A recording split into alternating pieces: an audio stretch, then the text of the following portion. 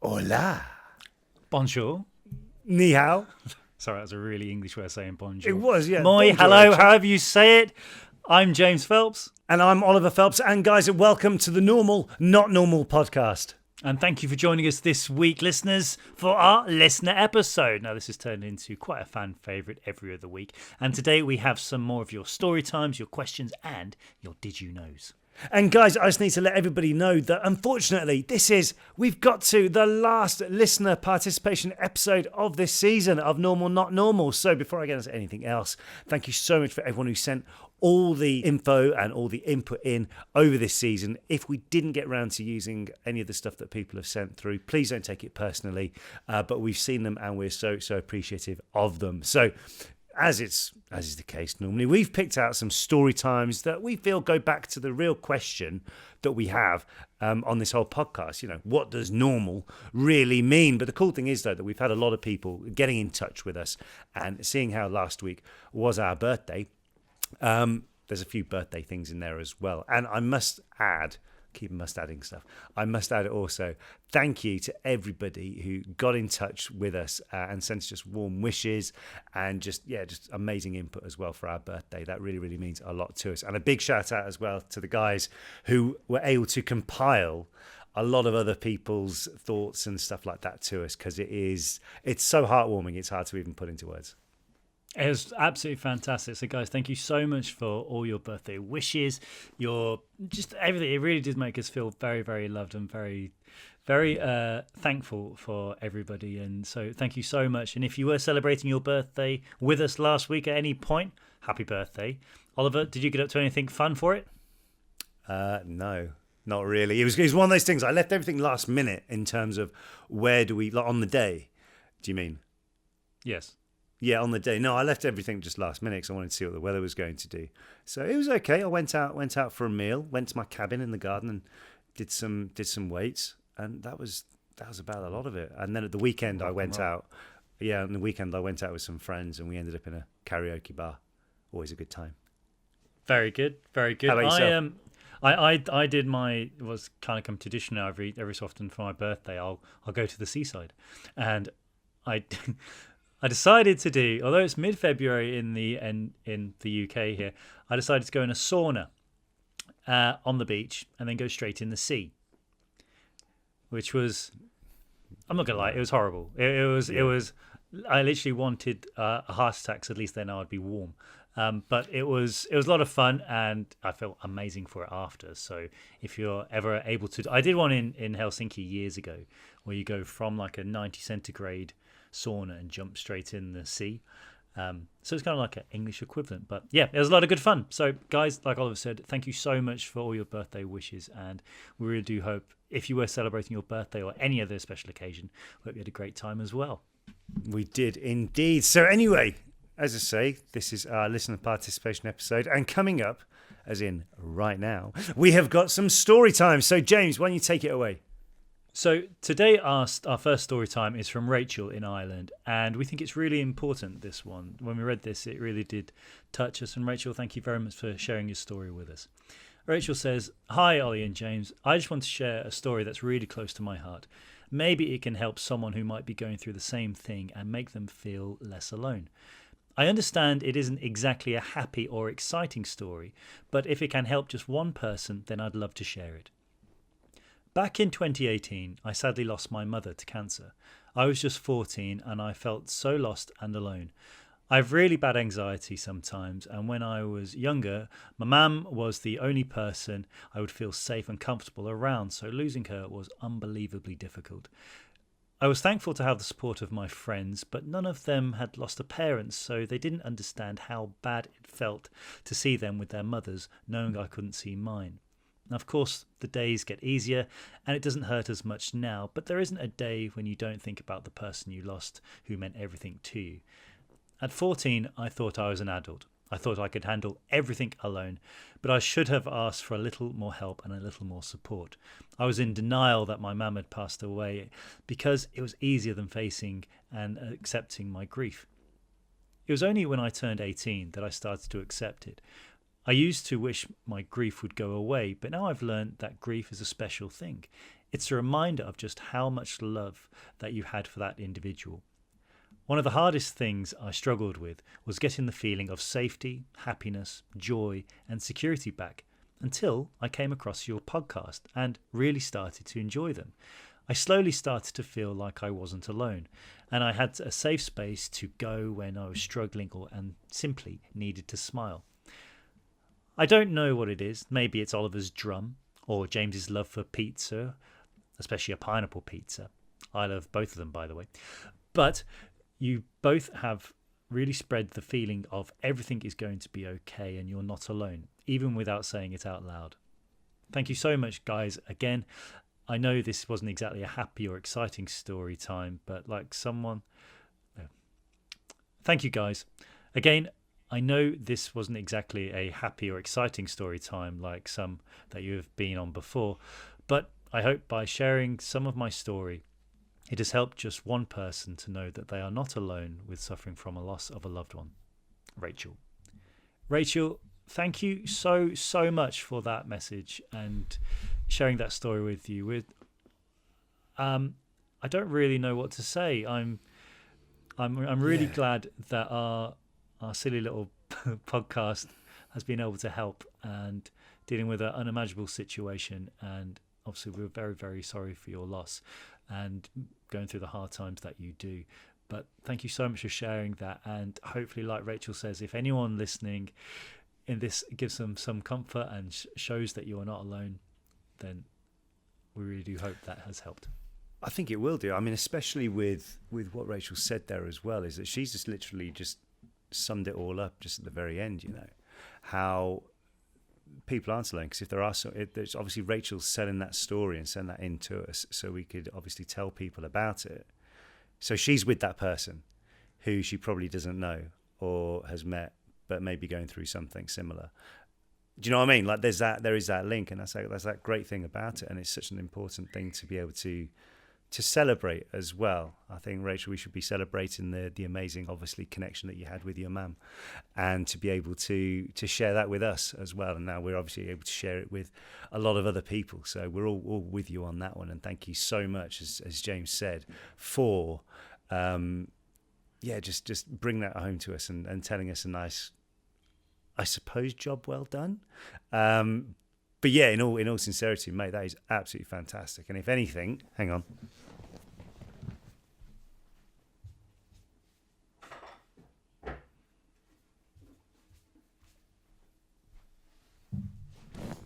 It comes for a drum roll. I haven't had the drum out much this year, but yeah. So I think it just goes to show though that, you know, you can have so many great points made from what you said there, Rachel. A few, I'm not too sure about the pizza, but there we go. No, pineapple on pizza is always a good thing. I don't care what anyone says. I'm glad that Rachel agrees with me. But Rachel, thank you so much for sending that message in, and we really are glad that you've enjoyed listening to this as much as we have making it. With Rachel saying that as well and hearing that, it's great that we get messages. As I said earlier, like we get messages and things from people who maybe we're not able to necessarily read the whole story out on the show, but we do get a lot of people messaging saying that thank you for giving a safe space to see what's going on if something's not going quite well. Like a shout out to Abby, for example, who's a nursing major in college at the moment, and she was it's like her escape when obviously the textbooks and everything like that get too much at times. So yeah, just a big shout out to everyone like that as well who are finding it in our silly little podcast, as James says. Now our next story time is from Bella in Canada, and she's sharing what her normal was like when her and her family made the big move across the country a few years ago. And Bella says, I was born in Nova Scotia, but in 2016 my father moved my family and I to Baker Lake, Nunavut in northern Canada, for 3 years. The first shocking thing was travelling there in a small propeller plane. I was absolutely terrified. Driving to my new home for the first time was very strange. It felt like an entirely different world. There were no trees, the houses were on stilts, and one of the police officers was driving with his child in the front seat on his lap. Nobody wore seatbelts. My town was so small that it only took 15 minutes to walk from one side to the other. Making friends wasn't really that hard. My father had moved up there a few months before the rest of my family did, and I guess he spoke about my brother and I because when we arrived, all the kids were screaming at me saying, "Hi, Bella!" The land and the Inuit culture was beautiful. To my surprise, the people were so open, teaching me about all the ways they lived way back then and the way they keep their culture alive today. I was even given a Inuktitut name, Ukpik, which means snowy owl in English. Learning Inuktitut was a very fun and challenging, and I remember seeing a herd of about 1,000 caribou and a herd of muck's oxen. There wasn't much in Baker Lake, but you never got bored. There were no movie theatres or malls, but there was a community hall that hosted community feasts, square dances, teen dances, and holiday events that brought everyone together. I got to meet hundreds of kind people that welcomed my family and I and taught and showed us how important the Inuit culture is. I live back in Nova Scotia now and miss Nunavut so much. It played a big part of who I am today. I mean, as stories go, Bella, that is amazing. Like to think, you were not too sure what was going on, but I mean, how fortunate to get to such an amazing, embracing people. I don't know about you, James, but I quite fancy being able to check that place out at some time or another, to go to Nunavut and see what it's all about. Definitely, I imagine going in the summer would be easier than the winter. Yes, yes, definitely. But like you say, what an amazing experience to have, and I think that for the thought of going somewhere where there wasn't a movie theatre or anything like that, but it's the community makes the town. I think that's the going back from many, well, to the first generations, I guess. That's great that they've managed to keep the culture and share it with newcomers as well. So I really do hope you were able to take that back with you to Nova Scotia. And I went to Nova Scotia a couple of years ago, and I remember when my pal and I, Lucas, were driving around there, and we came across a couple of places which had indigenous that's a word I can't say, indigenous learnings. Indigenous. Thank you. Yeah. Welcome to So we were driving. Every day's a learning day. We were driving around there, and the indigenous learnings were around there, and we were able to see it. I mean, I'm still not able to pronounce that word, let alone any of the native. I liked it in that letter that was that she wrote in. It actually had the text, what it actually is in real life, and there is no way I'm pronouncing that. No, I'm so happy that Bella was able to actually translate that, because to the naked eye, it looks like a couple of triangles, a flag, and two little and like a chord off like a music fretboard or something like that. Definitely, but to have a name as the Snowy Owl, that's pretty epic, isn't it? Yeah. What a great thing to take away with you.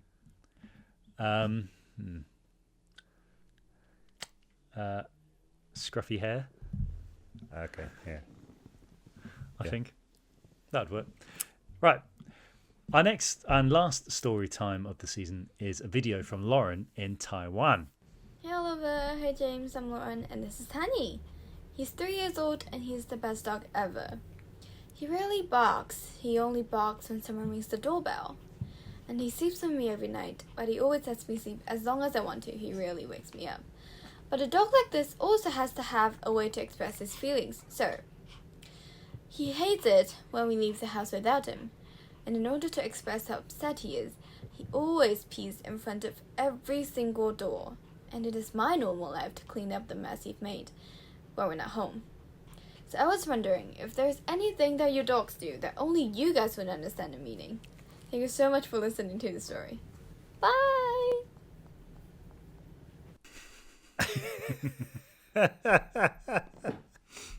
Well, Lauren, just a heads up, maybe leave like some trays or something like that in front of each door before you go out. Maybe. For those listening, Lauren, her dog is like I hope I've got the breed correct. It's like a very fluffy Pomeranian. Yeah, very with cute. a very expressionate face. Yeah, very lovely. Great question. Tonto, the biddy, when he wakes up, when he's like, he'll sleep on the bed anyway. and he still thinks he's a puppy, so he's really big. And then all of a sudden you'll just hear him go, huh? And you just know that means that he's awake, and then you try not, but then he'll be looking at you to make sure that you're awake now. So as soon as your eyes open, he's ready to go, and then he makes another noise, a bit like a, oh. And then, but he doesn't do that in the daytime. It's literally like just a morning thing. Very good. Yeah, that's good. But at least he's not. I think it sounds like that Lauren's little doggy is definitely assured of. Hang on, no, if you're not going to take me, you're going to know about it. Yeah. Like that. Good luck with that, Lauren. Let us know how you get on. Yeah. Thank you very much for that story there, Lauren. Now, we're moving on to the questions, what you guys sent in. So this one is coming from Isabella from New Jersey in the United States of America. And Isabella says, I'm in my sophomore year of high school and I'm studying theatre. I'm a very soft-spoken person, and I was wondering if you have any advice on how to become more comfortable with performing in front of others. So first of all, thank you very much for getting in contact all the way from New Jersey. Look at it, we've got loads of people from all over the world, haven't we? It's great. So, Isabella, I've probably said this before, but I did my first ever stage show. The director could tell that I was just in rehearsals. I was kind of thinking too much about everything, and he told me that, and I've literally taken this with me wherever I go, and that is whoever is watching you do anything, whether it be an audience member, whether it be a casting agent, whether it be whoever, literally anybody watching you performing, they want you to be good. They want you to be the best thing they've ever seen, because everybody wants to be surrounded by everything good and very memorable. And it's so much more fun to watch something when something is good. So you've already got the audience and everybody else on side, so just do what you do. And another thing that an old drama coach used to say to me, she always used to say, if you're going to fail big. So don't leave anything, don't second guess anything, just fully commit to whatever you're doing and just go with it. Yeah. I think that goes for anything. If you're doing it in front of a crowd, fail big. And that could be public speaking. That's not saying that's not saying fail. Don't mean fail. But don't just be like half bothered about something. Yeah, don't play it safe. Right? If you're gonna commit to a part or a characteristic or anything like that, what a character would do, just go with it. Yeah, and also the other side I would say is that you're playing a character. You're not playing yourself, so you can embody whatever that character is doing and get away with it. Speaking from experience. Yep, all the time. Anyway, James, what is your question you have for us?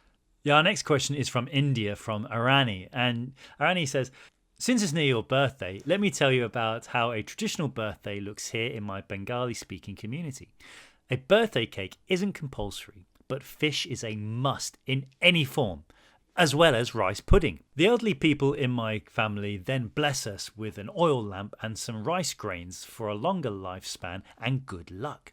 So my question is, do you have any birthday traditions or rituals that you maintain every year? Good point. I'll tell you what, I wish I had fish and rice pudding as a tradition every year. Obviously not together, but that'd be that's a good one to start on there. I think I might have to try it. I'll tell you what, just to really upset, if some people get annoyed that I have pineapple on pizza, they'll get really annoyed. My favourite type of rice pudding is cold, with straight out the can, with jam in the middle. I get the jam in the middle, but it's wrong. Actually, have you ever made your own rice pudding? No. Anyway, we're going off subject here. Really satisfying. Yes. I think a tradition. What I do, I've got into doing anyway for quite a few years now. Really, I'll try and do some sort of exercise in terms of either like weight training or running or something like that, purely because it makes me feel like I'm actually doing something on my birthday which is beneficial to myself. I assume that is why. Is that a bit weird? No, kind of. I always treat my birthday as an ultimate cheat day. Yeah, see, I'm the opposite now. I'm kind of like, no, I'll save it. But I always remember actually once traveling to an event in the States, and we were flying. I had to jump on a plane to fly across. And you know where you get to, especially in the States, where they check your ticket and they just randomly write stuff all over your ticket to say they've checked it. and I got it, and I noticed that the girl who wrote it had written "Happy Birthday." Obviously saw my date of birth next to my passport. Made my day, that did. But I didn't notice until a bit later on, and I felt a bit of an idiot turning around going, "Thank you." So, anyway, but yeah, that'd be, I suppose, as far as tradition goes. Is yours just what, a day of gluttony and just cheat day? Yeah, and I normally go to the seaside with the dog, as in some way, shape, or form. But yeah, eating as much as I can. Jolly good, jolly good. Right, well, we're sticking with the birthday theme. Although, we said that obviously we've been already on this podcast. We've been in Canada, we've been in Taiwan, we've been in New Jersey, we've been in India. Well, next Ireland, of course. We're going to New Zealand. And Caitlin has written in, and she says, "What is your most memorable birthday?"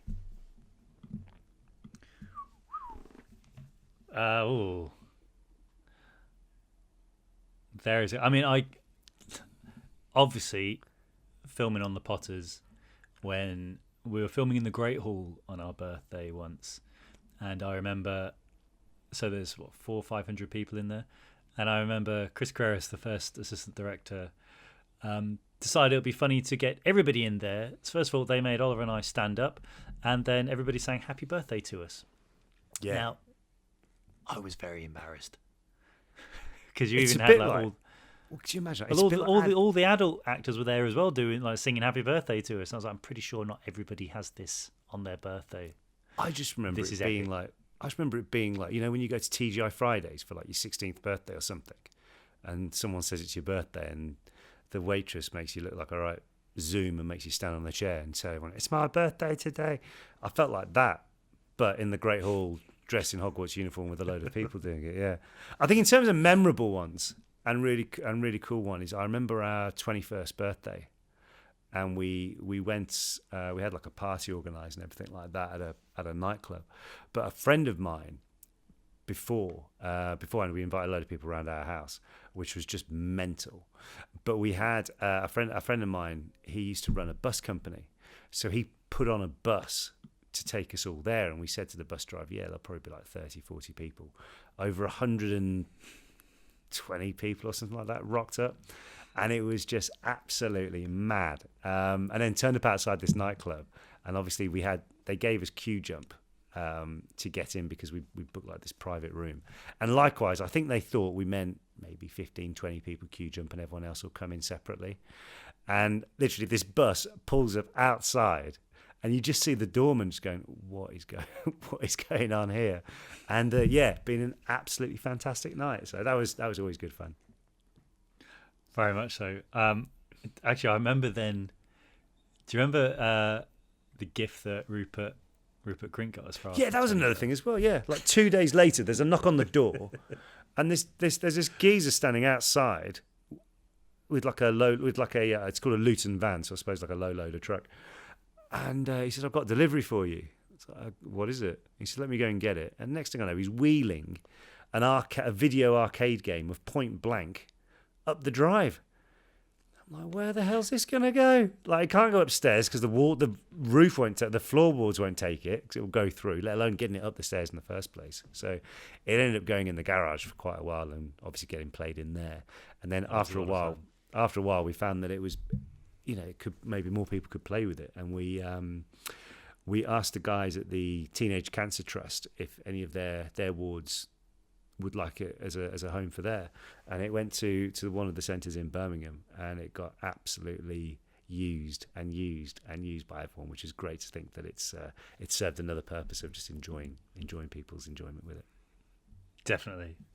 I was good. Well, thank you very much for that question, Caitlin. Then the next one is we go now to New York to Jay, and Jay asks, what was your favourite Harry Potter set to film on? Weasley's was in Weasley's, I'd say. Yeah, well, yeah, that's obviously. Is that a bit easy? Yeah, that's got to be up there. Do you know what I mean? Because it was like a set built for the characters. There was so much going on with it, and it was like the interior and the exterior were linked, whereas sometimes the sets aren't like that. So that was really cool, and it's even better now when you see people send me photos of them at the studio tour, and like they're standing in front of it and stuff like that. So that's really awesome to see.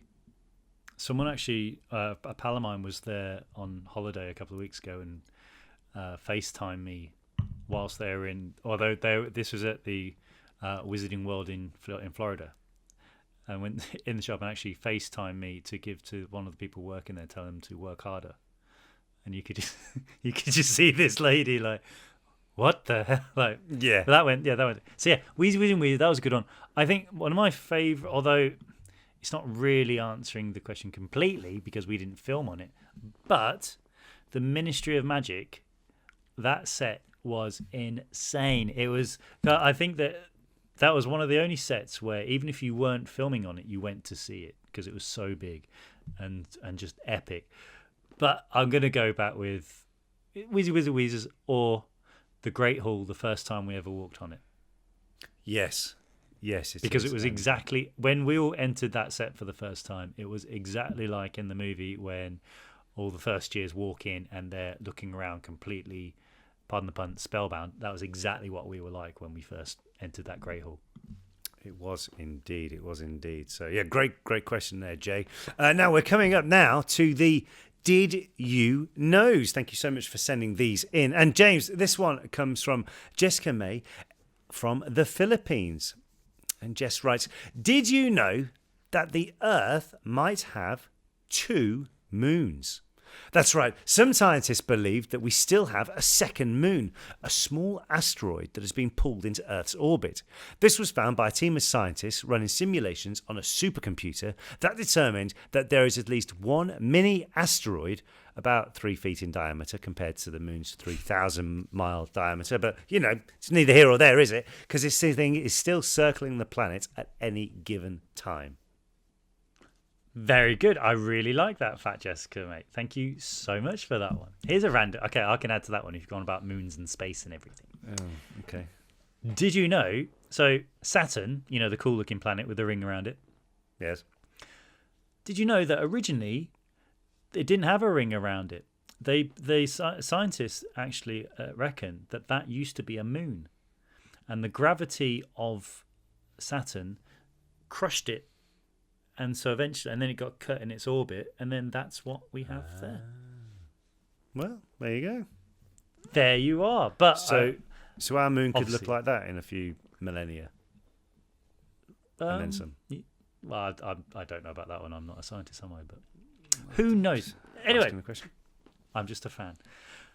Our next Did You Know is from Anne in Denmark. And Anne asks, and Anne says, I saw the following Did You Know at Legoland. Did you know that in 2004, a Danish mathematics professor calculated that you can combine 6 2x4 Lego bricks of the same colour in an incredible 915,103,765 different ways? What? Yep. If you've got 6 of them, you can combine them in that many different ways. I mean, to be fair, if you're a Danish mathematician, you're going to start with Lego anyway, aren't you? I would have thought. I think so. I love Lego. Lego's got to be the go-to. That'd be awesome. That is a lot of different variations, though, of 6 not very big bricks. Very good. Yeah, I love that. Loved all that. No, that's awesome. That was fantastic. Anne, thank you so much for sending that in. And like everybody else, thank you so much for sending all your Did You Knows, your questions, your story times as well, and just being able to share that with us. And once again, apologies if we didn't get to yours, but it was great going through them all anyway and seeing some of the stuff and stories what I sent through. That was much. That was really good fun. I've got 3 Did You Knows on my own as well. So I like random ones, if you don't mind throwing those in. So, talk about Jupiter's ring. Other famous rings are wedding rings, right? So, they've been around since the Egyptians, essentially, and they've become very widely popular, especially in the 9th century. And it was thought, though, that in Roman times, that there was a vein that ran directly from the 3rd finger to the heart. Hence why now that is your ring finger, right? Mm-hmm. How obviously, as science and everything has progressed, we now have a better understanding that this isn't exactly the case, but the tradition still remained. So that is why that is your wedding ring finger. Is there a reason why some countries have it on the right hand and some have it on the left hand, though? Ooh. Some people believe that Romans used to wear their wedding rings on their right hand, possibly because in Roman culture, the left hand was thought of being unreliable, untrustworthy, and even sinister. Oh, there you are. The right hand was considered a symbolic of honour and trust. There you go. Another random fact. Did you know Nintendo? I know you think you know what did you know fact I'm going to say, but it's not going to be that one. Okay. I bet you were thinking I was going to say, did you know Nintendo used to make cards? Yes. Well, no, that isn't the fact I'm going to say. The fact I'm going to say is, did you know Nintendo used to have a helpline phone number for their games? So back before the days of the internet, video games were much more challenging, and to find the right way to beat them, sometimes it seemed impossible. So as Nintendo were very aware of this, and in the US at least, they provided a service called the Power Line, which struggling gamers could call for tips and tricks. Wow. It's a good little money earner, isn't it? It is, I bet. Just put some impossible level in, and then you need to put a cheat in to get past it. Must call this premium number. Yeah.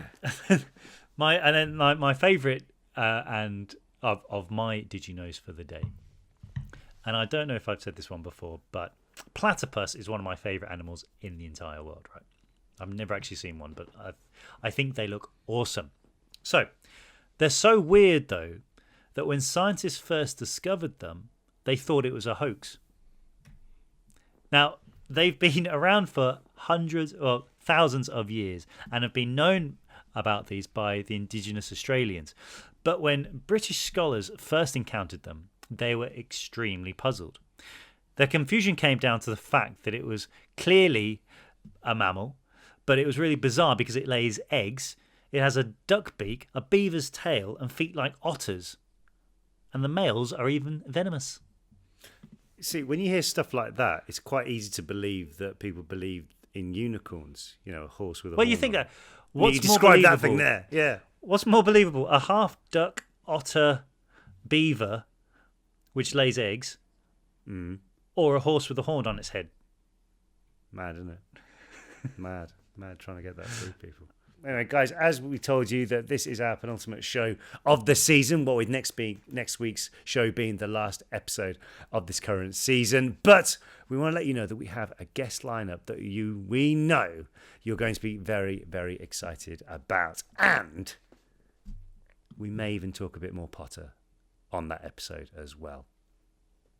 Do you get to say who it is? I think we'll reveal it as we're about to turn off. As we're about to sign off, that may be a good thing to do. But before I go into any of that, I just want to say, as I said earlier before, thank you to everyone who dropped in touch with us about our birthday celebrations last week. And also, just taking the time out to think about us and just embrace, I suppose, us. And I'm really happy that not many people were saying how old we actually are. It's always nice, isn't it? They just say, oh, happy birthday. And then they get funny, like, what are you doing for it or something like that. But here's a random thing, right? I was trying to find a birthday card, and not for me, for somebody else. Me. Yeah. And you go to it, and it's amazing the amount of places where the birthday cards are literally just either another year older, you know, or something like that, or something like all about age progression. Or if it's male related, it's all, but you can't wait to have a beer on your birthday, or you deserve putting your feet up, even though you don't do a lot anyway. It's all this, so much stereotyping about it. Yet there's no one just say, hope you have an amazing time on your birthday today, and that's it. Like, why is it? Why isn't there just a thing where it just says happy birthday and a nice way about it? There's always got to be something there, or some crude innuendo about some woman who's like, I don't know, you know, or another year older, and then like, I don't know, it's a bit crude. You open it up and something like, you know, some body parts have gone south or something like that. Who needs to see anything like that? And who actually gives it to someone who they're going to see again past their birthday date? Or here's another one as well, right? 21st birthday cards, they get cruder and cruder and cruder. And sometimes, I know we found that firsthand anyway, that someone would write the card and give it to somebody just so they know that they would be in, you know, are they actually going to put this on their mantelpiece in front of their family? That's the whole point. That's why you do it. Well, yes, I know that, but why is it still a thing? I thought as a species Because we'd it's moved funny. on from something like that. Maybe indeed. Anyway, there's a little bit of rant in Well, there. thank you But very guys, much for your rant there, Oliver. Thank you very much for your rant. Very much, Guys, yes. thank you very much for your story times, your questions, your did you knows for this season. Like Oliver said, we've had such an amazing time receiving them, reading them, and it really has given us such an amazing insight into what normal, not normal, and what normal means for many different people. You've shared your victories, your tragedies, and everything else in between with us. So thank you so much for that. It really, really has been great reading, seeing them, and sharing them with everybody. So thank you so much. Until next week, Indeed. I'll sign off right now. Indeed. Guys, thank you so much for joining us. And just a heads up, Bonnie Wright is our guest next week in the final episode of the season, where we're going to be talking with Bonnie about her upcoming book and the other stuff what she's got going on. We'll be talking about the Potter reunion and also another project that we worked together on recently as well. So until then, guys, thank you once again. I have been Oliver Phelps. He has. I've been James Phelps. And until next week, guys, have an amazing week. See you later. Slam dunk, are you ready?